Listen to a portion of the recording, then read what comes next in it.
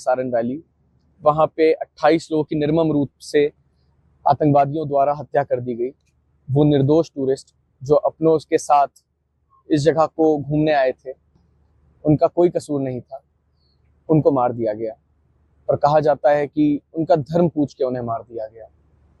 और जब ये देखा और जब इस पे मैं लगातार न्यूज़ देख रहा हूँ कि बराबर इसी तरह से इस बारे में बात हो रही है, तो मुझे लगा कि क्योंकि हम जिंदा हैं फॉर्चुनेटली, तो मुझे लगा कि जिंदा कौमों को बात करनी चाहिए, इसलिए वीडियो बनाना बहुत ज़रूरी हो गया।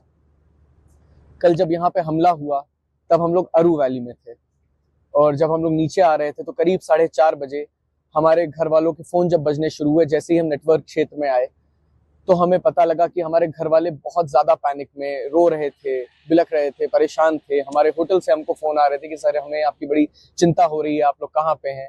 हम लोग होटल आ चुके थे और उसके बाद हमने न्यूज़ देखनी शुरू की, और जैसे जैसे इवेंट्स अनफोल्ड हुए तो हमें समझ में आया कि घर वाले क्यों इतने परेशान थे।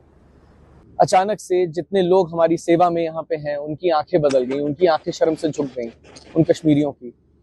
इसलिए 2-4 बातें बहुत ज़रूरी हो गई कहना। सबसे पहले ये कि जो 28 लोग वहाँ पे मार दिए गए, जिनके परिवार उजड़ गए, उनके लिए किसी भी हद तक अगर संवेदना व्यक्त की जाए ना, वो पूरी नहीं हो सकती, क्योंकि वो लॉस इर्रिपेरेबल है। वो यहाँ पे क्या करने आए थे? वो जिंदगी का आनंद लेने आए थे, जिंदगी ही नहीं रही, परिवार उजड़ गए। और दूसरी तरफ एट द सेम टाइम ये रियलाइज हुआ कि जो कश्मीरी लोग हैं, जिनके सिर माथे जिन्होंने हमको अपने लगाया था, उनके परिवार कैसे उजड़ गए। जब देखना शुरू किया कि लगातार बात हिंदू मुसलमान की हो रही है, तो ये कहना जरूरी हो जाता है कि जब एक हमला हुआ तो इमीडिएट रिलीफ जहाँ पे ये हमला हुआ वहां पे या तो पैरों से जाया जा सकता है, घोड़े से जाया जा सकता है। जब हमला चल रहा था उस समय जो लोग बचाए गए, उन्हें उन्हीं लोगों ने बचाया जिनको आप हिंदू मुसलमान में बांट रहे हैं। वो घोड़े वाले, जिनका धर्म ऑब्वियसली सबको पता है, उन्होंने अपने घोड़े पे बिठा बिठा के लोगों को नीचे तक लाए, रेस्क्यू किया, आर्मी के पास तक पहुंचाया। आर्मी को पहुंचने में जितना समय लगा, अभी हमारे ऊपर से हर 5 से 10 मिनट में हेलीकॉप्टर निकल रहे हैं। हम लोग लगातार कल से हेलीकॉप्टर की आवाजाही देख रहे हैं। मैं सही बताता हूं आपको कि इस नदी की आवाज के बीच में वो हेलीकॉप्टर की आवाज ने हमको रात भर सोने नहीं दिया।